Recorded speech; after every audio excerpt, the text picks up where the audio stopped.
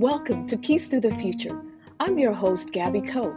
I've enjoyed a successful engineering career and want to inspire you to remain focused on your STEM education and career.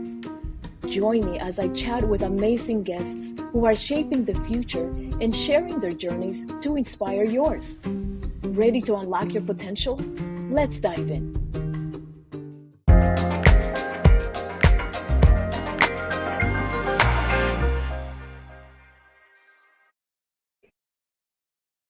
Our guest today is Naailah Ali, a food technologist at the Cocoa Research Center at the University of the West Indies. Her research focuses on small-scale fermentation methods, microbial succession during cacao fermentation, and the quality of various cacao genetic groups. She explores cocoa bean drying and product development. As part of the food technology team, Naailah supports post-harvest processing training, food safety, chocolate making, and sensory evaluation. She conducts quality certifications, including physical and sensory assessments, aiding cacao farmers, buyers, and manufacturers. She contributes to geographical indications, flavor mapping, and international research collaborations to elevate cocoa standards globally.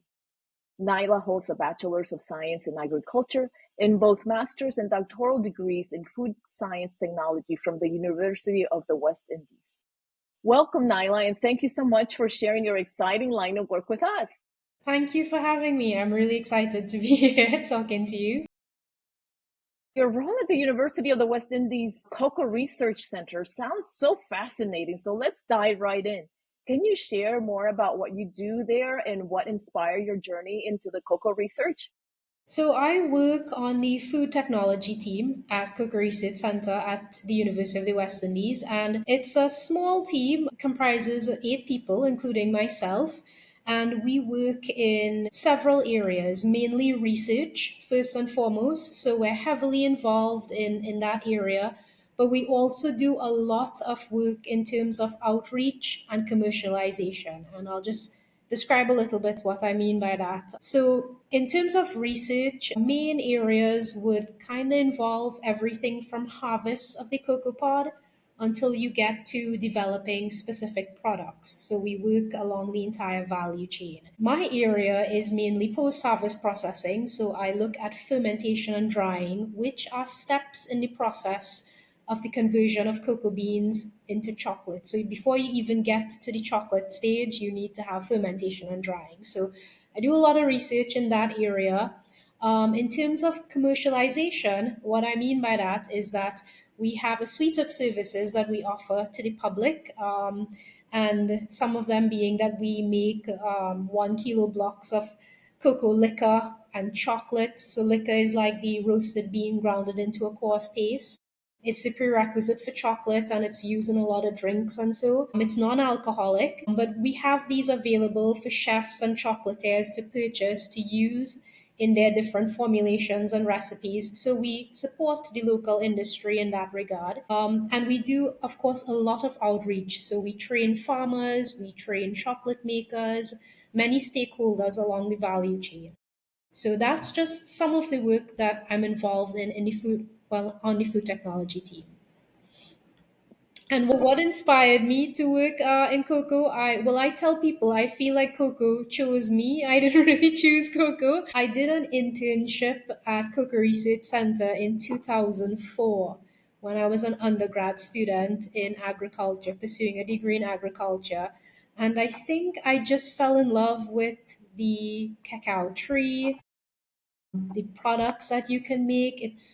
It's just, I always tell people, if you've ever had the I guess the privilege of going to a cocoa estate or farm, and you walk through the fields, you realize how magical that tree is. Like when you see the flowers and the pods, it's just so beautiful. And then when you realize there are all these steps involved in getting to a chocolate bar, and that each of these steps you can impact quality, and something can go wrong or something can go really right, and you get this phenomenal flavor. I think that really just fascinated me thoroughly, and I it hooked me. I ended up doing my final year project for undergrad on cocoa and then went on to do a master's and a PhD working on cocoa.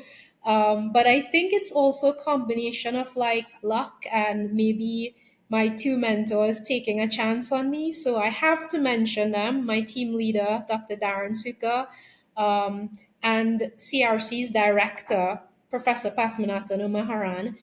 Definitely two people who have taken a chance on me many times and inspired me, I think, to grow to where I am now. And I'm hoping to do that for others. Wow, that is so inspiring to hear about your work. And I gotta tell you, you got me salivating over here. It sounds like such a fun work. And we were talking about from tree to us enjoying that chocolate flavor.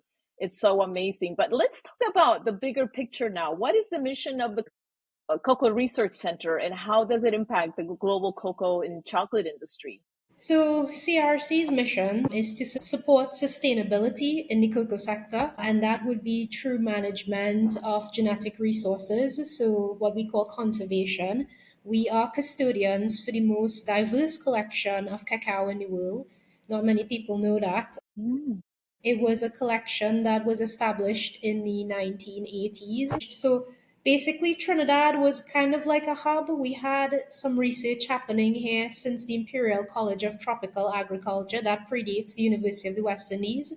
We had all these researchers, one in particular, Dr. F.J. Pound. He went out to different areas in South and Central America looking for different cocoa varieties that were resistant to diseases, brought them back here, had them dispersed all over the island. In the 1980s, we got a grant to consolidate all of these different types. And over the years, we've been adding to the collection. So it's the most diverse collection in the world. And it helps us a lot because for people who don't know the importance of a gene bank or a seed bank, if something is to go wrong with cocoa, we have a variety of gene types, like genotypes, to pull from to actually breed for resistance to certain diseases and so. So it's very important. Another thing that is wonderful about it is that we're now learning that flavor varies based on these different Mm. genotypes, right? So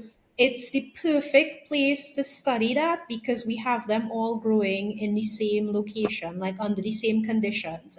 So we can really now understand that, hey, flavor is a result of like these genetic differences because many times the place it's grown has an influence as well. It's like terroir in wine, right? So you have your sense of place and you have your different varieties of your wine grapes, but it's also dependent on where they're growing, right? So now we're learning that cocoa is like that. So conservation is a big part of what we do, but also we're involved in research, innovation, and outreach. So it's like a bigger version of the team activities that I just described.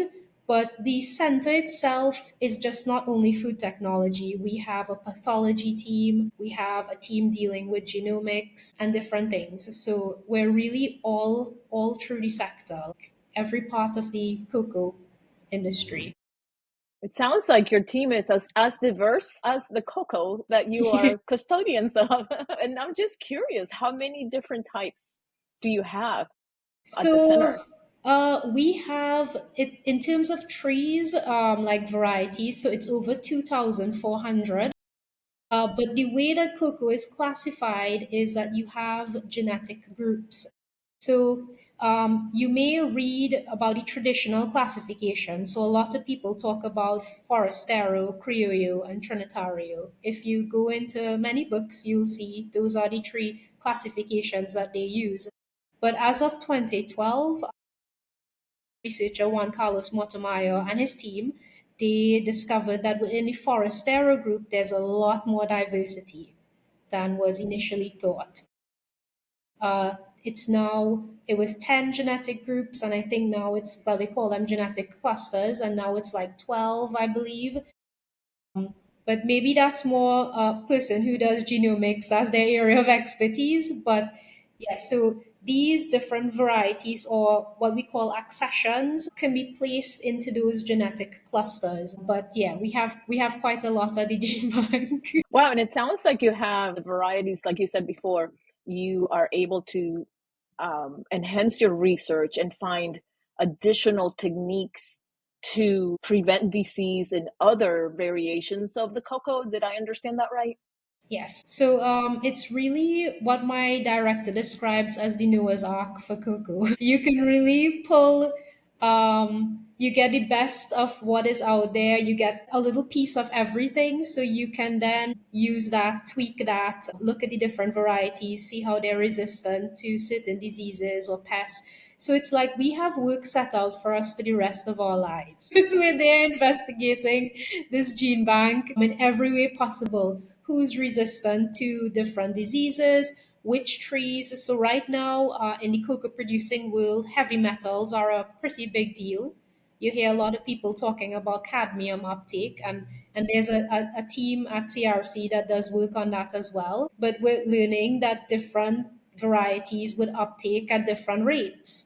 So this is really useful because there are markets where there are restrictions on how much cadmium you can have in your product. And we will have farmers who may be locked out of certain markets. This is because sometimes heavy metals can occur in soils naturally. In volcanic soils, they occur naturally, some of them.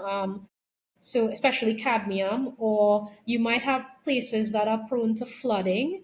You would have cadmium accumulation happening there as well. So what solutions do we offer to farmers? Are there varieties that they can plant that would probably uptake less? My colleague Dr. Ramtahal, he's also working on remediation. What can we add to the soil to reduce the uptake? And he found that I think there's an interplay between pH of the soil and what the plant would uptake. So things like that. Having the gene bank allows us to really delve into very industry relevant and industry applicable research that doesn't only benefit some people who read a science journal, but it's stuff that can help a farmer in Africa or South America somewhere. So I think it's important and it's quite fulfilling.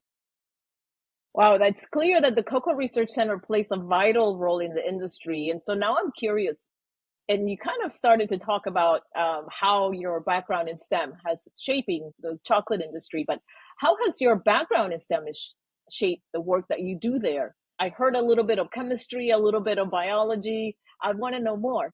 Yeah, so I think having a background in STEM really allows you to look at things through that lens.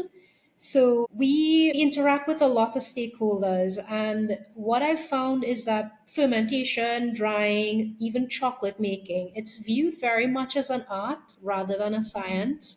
So you have people who are farming cocoa, fermenting and drying, so cocoa for generations. So they've just been handed information and protocols that they're using, techniques handed from generation to generation, and they don't really know why they're doing it. So, for instance, when you're fermenting beans, you typically turn twice. And any farmer will tell you, well, yeah, I turn after 2 days and then I turn again after 4 days. And it's because, oh, well, the person who owned the estate told me that before, or my dad, or my mom, it's not, sometimes they don't understand why they're doing it. And when you take STEM and you bring it into that setting, you're understanding now that, okay, I'm turning because it's introducing air into the mass.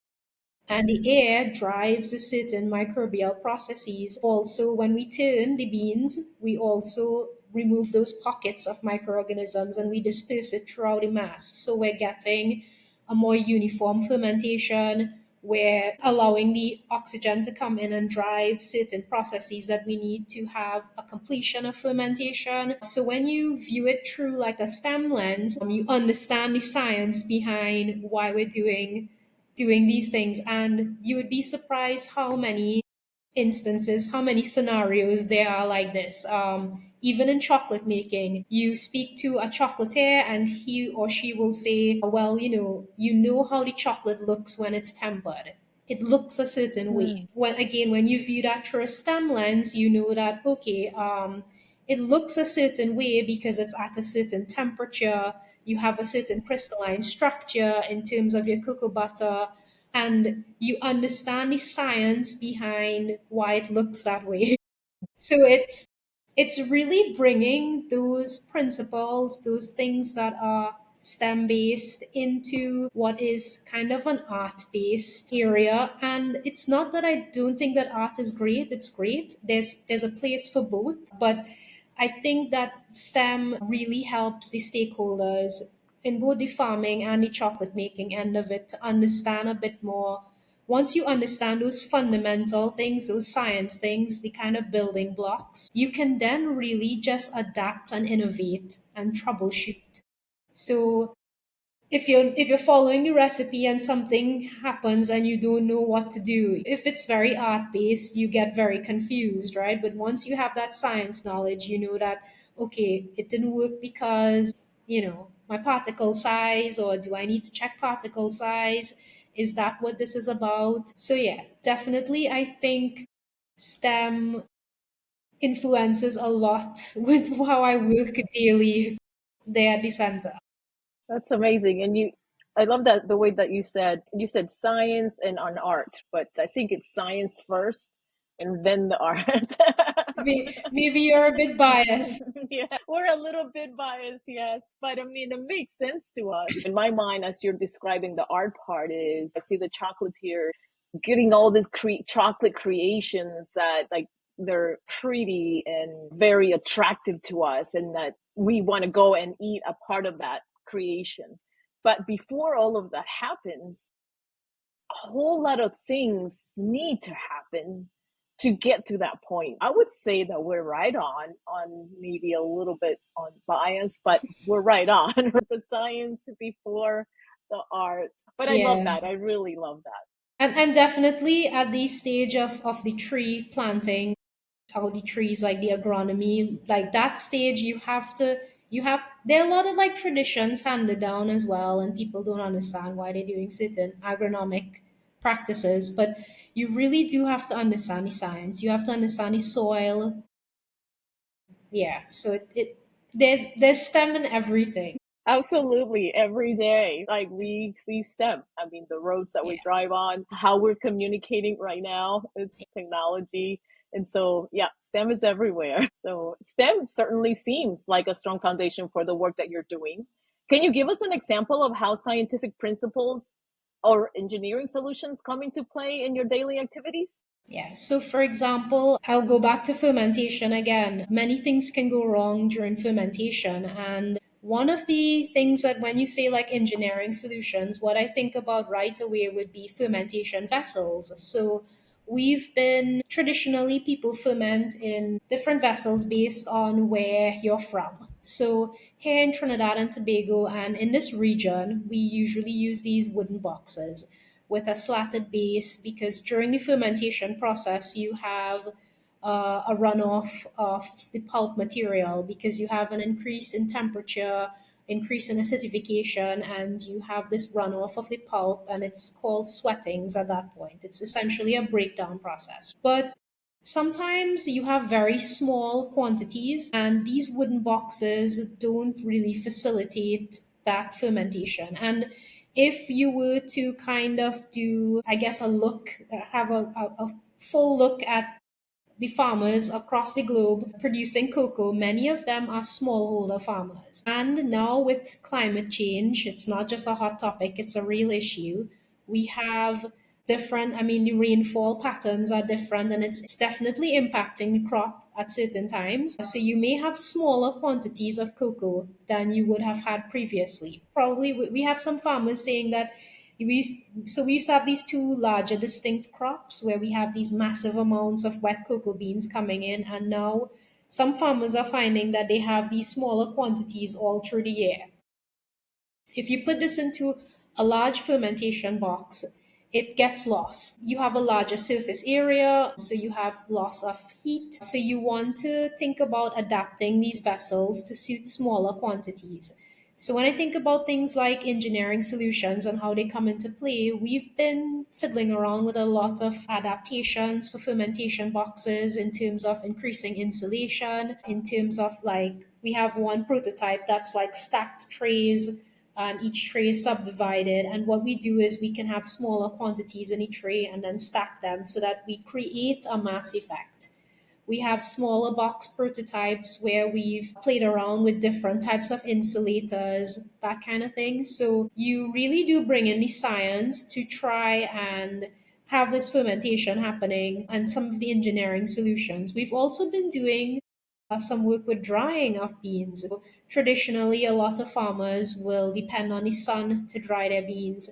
They have these open trays with a movable roof that they would push open and close. So you'd have to have someone there watching the beans in the sun, right? Because if it rains, you have to run and close it. And then you have that's traditionally what you find here, but in other parts of the world, you'll see farmers drying beans on tops by the roadside and all sorts of things, right? Some places in Africa and other places too, where they don't have access to artificial drying or mechanical dryers, they might resort to using open fires and putting the beans on that to dry, which gives the beans a smoky taint and it reduces their quality and value. So we've been looking at different drying prototypes as well. So right now at Cook Research Center, we have a prototype that's up. It's like a model dryer. It's made with interesting materials. It's not anything with a movable roof so that you don't have to look out for rain. We have drying tables that are fitted with blowers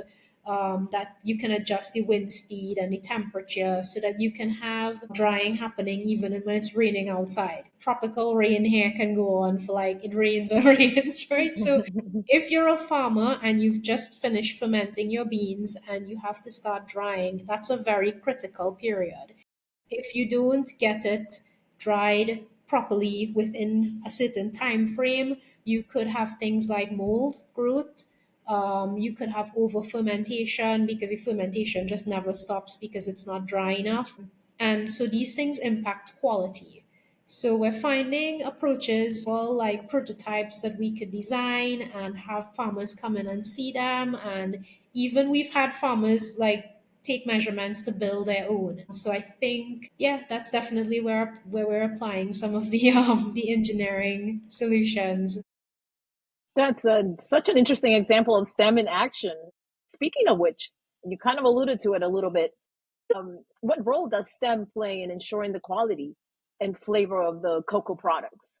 So it's huge and it's endless and it starts I mean, I'll just give you a couple examples. So in fermentation, STEM comes into play when we're monitoring fermentations. So we test to see what microbes are there. We can very simply, so that might be a more technical one, but what we teach farmers very simply, things like monitoring temperature. So you go every day with your thermometer and you put it in and you check the temperature of the fermentation.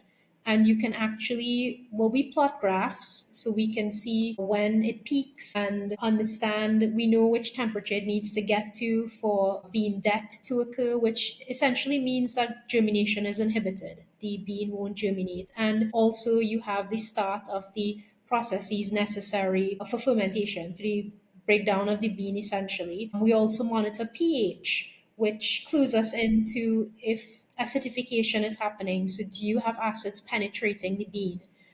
Because temperature in combination with pH changes would signal fermentation. And these are just simple checks that farmers can do and cues that they can look for to understand how their fermentation is progressing and if it is successful or not. So that's where STEM comes into play there. But there's so many other places where STEM comes in. I mean, we can use colorimeters to measure color because color is also one thing that you can look at. We have our moisture meters, or we can do gravimetric moisture analysis to understand when the beans are at the right moisture after drying, which is critical because we're at a producing country and many times we have to ship beans far away. So you want to make sure that the beans are at a correct moisture content. You can't be shipping beans that are not dried properly. It will just be lumps of mold when it gets to Europe, right? Yeah, and we don't want that. And then you have the, I guess, more hardcore science stuff where you can do things like look at flavor volatiles, and there are numerous protocols for doing that and different types of laboratory, applications. You can use your GCMS, GCO. So it's all along, I mean, all through the value chain from like the fermentation drying. When you get into the chocolate making, there's a lot of chemistry involved there as well. So yeah, STEM is very much like present in quality and flavor of cocoa products. That's amazing how much science is involved in something that we often take for granted. As a chocolate lover myself, I'm telling you that next time I have a piece of chocolate, I'm going to have a pause and think about all the things that you just told me needs to happen before it gets in my hands for So me to enjoy. exactly. So even Gabby, that wrapper that you're taking the chocolate out of, and you see a nice story about how it has woody notes and floral notes, and you wonder, oh well, how did they figure that out? It's a team of people who are doing sensory evaluation, who understand that part of it, which is an area in science itself. It's like going back to like, okay, little things like the taste pause on your tongue and your whole retronasal area and how you're tasting and what you're perceiving. And then they may cross check this with some actual assessments using gas chromatography, mass spectrometry, or something, where they can actually identify certain volatiles and what they're associated with. So when you just see citrusy on a package and you're thinking, oh, it has citrusy notes, that's twofold. That could have been somebody tasting the chocolate as well as people doing actual analyses on the chocolate to see what flavor volatiles are there. So there's really a lot of science that goes into that chocolate bar that you're having. That's amazing. Now, turning to the farmers you work with, how do you incorporate STEM education to help them improve? Well, you kind of alluded to this already too, but help them understand why they need to do what they need to do, the practices, but also improve those practices. So the way STEM education is done, it's a lot of hands-on and critical thinking, problem solving, collaboration. And those concepts are used all the time in our trainings. And we have to be able to have trainings. These like when we do training, it's designed for just like a broad spectrum of people because you want to be able to target people at all levels. So, I mean, we have very savvy farmers here. They're a lot of them have like two and three jobs and many of them are very well educated. So, but then we do have farmers who are probably like part of the older generation as well, may not have gone to school. Sometimes they come in, they have a little chip, they feel a little not confident. So we have to break things down for them. Even when we're doing chocolate making, I find that the trainings we do where we have to do formulation calculations, so there's some math involved, and you see people just get scared one time. They're just like, I wasn't good at math in school. I won't understand. So you have to really find approaches to just make this distill it as much as possible and break it down. And I find that hands-on works very well.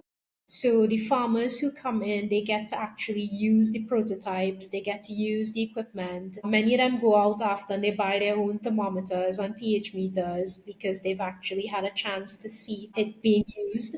When we're doing chocolate making, it's the next side of it. We're actually allowing them to witness the transformation from bean to bar. And some of the math that is involved, yes, but we try to break it down in a way that we're looking at percentages, think about it like a pie. So very simple concepts, but definitely bringing in those STEM things, understanding your science, your math, but also some of the approaches that people are using in STEM education, which would be definitely hands on, critical thinking, collaboration. So there's always a lot of group work. So I think that, yeah, right now we have a project happening in Lupino Pastora region in Trinidad, and it's a lot of group work. It's like they're going, just moving around to each other's farms, like the farmers, like one another rather, and they are like kind of collaborating, looking at what is existing on the farm, what they need to do, and they're tackling these activities as a group. And of course they have the expert, the person leading the trainings or whatever who's with them, but it's very much a group activity and hands-on. So you're in the farm, you're farm in the field doing it. Yeah. Well, it sounds like it gives them the confidence to learn.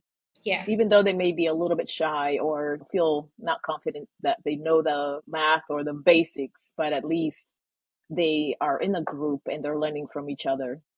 Yeah, and I think it comes from I guess traditionally as well, you have people who would have excelled in like the academic Hmm. fields, and they would then you have people who are told that maybe you're not academically inclined, so you need to learn a skill, like you could go out and do something agricultural, or you could go do something in the kitchen, learn how to make something. So we do get people who have been just in the agriculture field or just in like the culinary field, so they already view themselves as not being academics. So it's you have to really bridge that gap and let them know that no, STEM belongs to everyone. You can do it too. You know, it's not an exclusive club. And what you're doing is actually there's just so much STEM in it, and you're not even seeing it, but you're doing so much science every day. The trial and error and the Yeah. steps that they're taking, it's all part of the scientific method. So that's such an impactful way to bridge STEM and agriculture. Are there any specific technologies or innovations that you've introduced to the farmers that have made noticeable difference in their work? So, some of the things I just mentioned, just the concepts of temperature, pH, definitely some of the innovations that we've introduced them to in terms of the prototypes with the fermentation vessels. So, we have one called a variable capacity box. So, it's very simply using materials that can allow heat to be conserved, and also you have the movement of heat from section to section, so you want to use things that are like conductors, and insulators in specific areas, and we've been seeing just from like going through these basic things with farmers, we've been seeing an increase in quality, so like an improvement in quality across the board for sure, definitely locally, and well, we do a lot of work in the region as well. So we are seeing that the innovations and the trainings and those things are having an impact on quality. That's excellent. It's inspiring to hear how technology is making a tangible impact on the farming practices. What has been the most rewarding aspect of applying your STEM expertise to the cocoa research? So there's so many aspects I think that are rewarding, but in a nutshell, I would say it's like just helping the stakeholders. I love seeing the reaction of a farmer, chocolate maker, or student when you introduce them to an innovation or a scientific method that can allow them to improve their output. It's a very fulfilling feeling. Sometimes you also get to witness that light bulb moment when it's like, yeah, oh, this is what you're doing. I understand, And at the center, we do, even though we're very much research, outreach, commercialization, I mean, we're at the university. We do interact with a lot of students as well. Many of us do guest lectures for courses, we do part time lecturing. We assist with co supervision of students at all levels, mainly postgrad. But yeah, so it's definitely very fulfilling being able to share information and to see the impact that it has. But definitely more just the human element. Like when you see people get something or they realize, yeah, okay, that light bulb moment, that's very fulfilling. Absolutely. Your passion of combining STEM and agriculture is truly evident, Naila. And so, for those in the audience who might be interested in this kind of field, what advice would you give them? So probably just be persistent. These studies can be quite challenging, but keep at it. Don't think that because you didn't do well in something that it means that you're not cut out for it. Many of the researchers I know were not like topping their class in every class, like but they have what I think is just a kind of grit and determination and just to be persistent to until they get something right. And I think that's just research in general. There are going to be many days you come to work and it may seem like you're not going anywhere or you're stuck on something. It's very repetitive, but you have to just keep going and going until you get the solution. And I would probably also say try to put what you learn into practice. So it makes it fun and relevant and motivates you to learn more. This would probably be especially applicable for the agriculture part of it. For instance, start a home garden, like or community garden. Do things you don't need a degree to do that, like, but you can still apply certain principles and you learn so much in the process. And if you're keen on like more like the math and sciences part of it, think about something like tutoring, like find people who need somebody to go through some things with them, because it kind of forces you to process and assimilate concepts, and it helps when you explain it to someone else, and it makes it fun, and you don't feel so much like this is work and it's very abstract and I'm not ever going to use this, because you actually you're helping someone.